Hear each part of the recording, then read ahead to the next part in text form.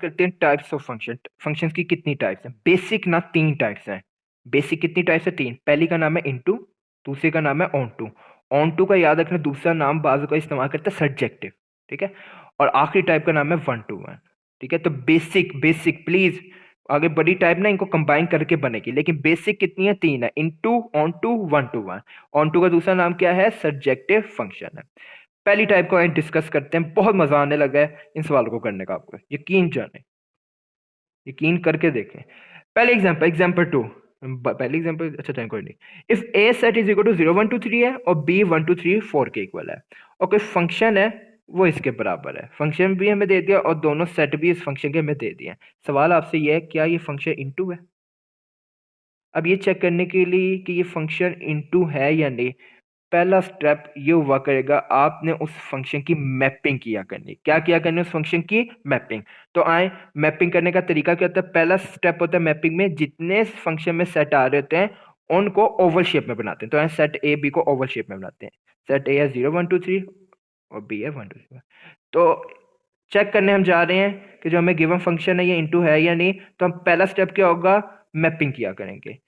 एक, दो, चलें जी, यहाँ एलिमेंट्स आएंगे सेट ए के 1 2 3 4, 1 2 3 4 ही है, 0 1 2 3 4, सॉरी, 0 1 2 3, ये सेट ए आ गया।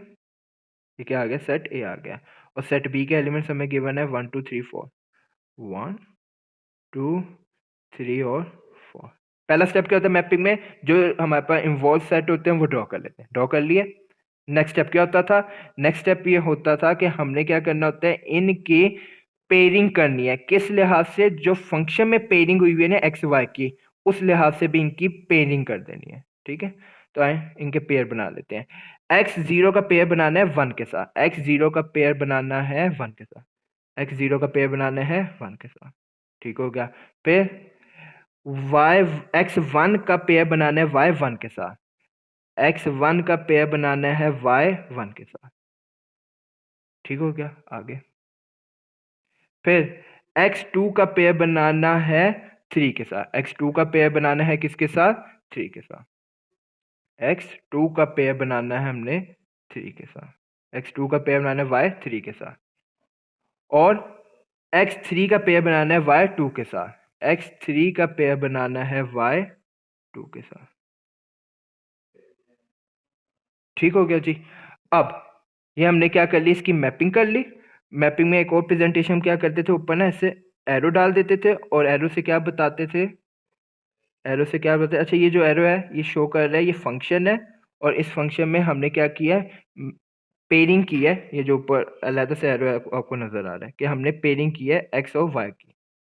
अच्छा जी, अब मैंने बना ली, मैपिंग कर ली इस फंक्शन की। अब मुझे कैसे पता चले ये इनटू है, ऑन टू है या 1 टू 1 है? एक वर्ड ना पंजाबियों में, पहले अंग्रेजों में देखते हैं वो वर्ड क्या है। अंग्रेजों में जब कोई बंदा फ्री बैठा हो ना उसको कहते हैं ये आइडल है। और पंजाबी क्या वर्ड बोलते हैं? पंजाबी से बोले ये वेला है। कोई और देख रहा हो वो अपनी जुबान में बता दें। अब वेला में से नहीं इधर लिखा जाएगा।